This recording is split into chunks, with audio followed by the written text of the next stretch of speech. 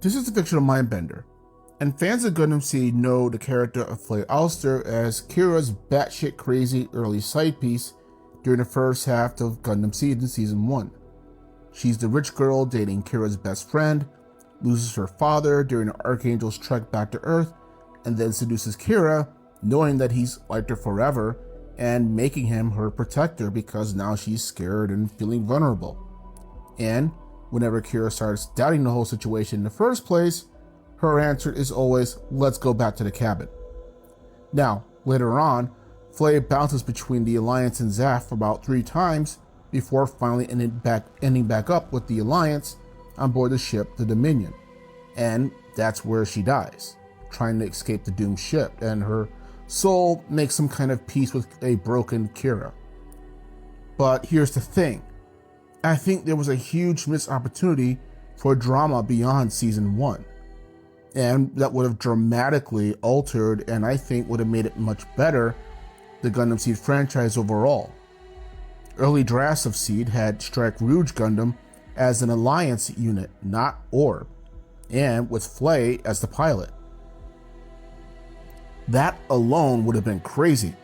It would have given her real character growth, mirrored Kira as well as other Gundam protagonists, and made the conflict much more personal than just war is bad.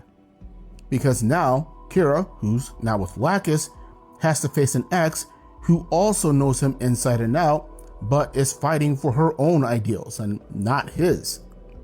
And that would put serious strain on his relationship with Lacus as well, because suddenly that relationship is no longer exclusive anymore, because now Flay's back in his life whether they want it or not.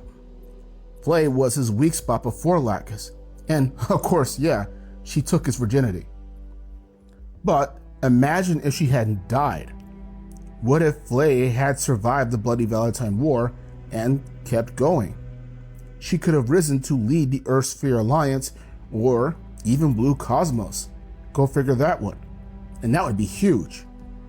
Because Kira already carries guilt over how things ended with Flay. So now picture him having to face someone who he was intimate with, now leading the movement pushing the race war between the Naturals and Coordinators. And that's just brutal writing right there. Her presence alone would haunt Kira and Lacus, her shadow basically extending over everything that they did in private and in public. Because the strength of Kira and Lacus was that they were always deeply connected, and that was, again, exclusive. A place that was unique and special to them and no one else.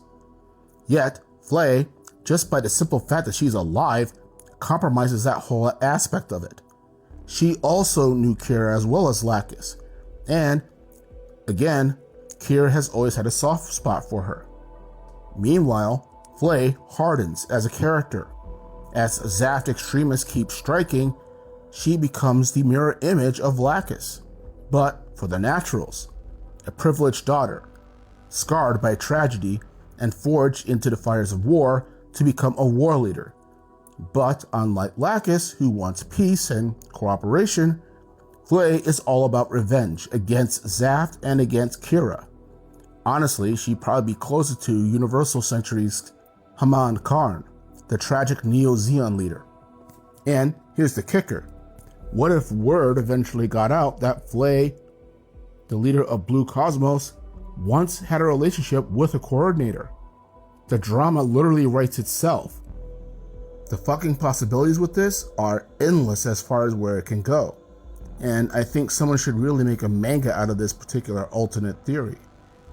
But that's my takeaway on how Flay could have altered the Gundam SEED franchise for the better if she had not died. But if you have thoughts about it or disagree, let me know in the comments below.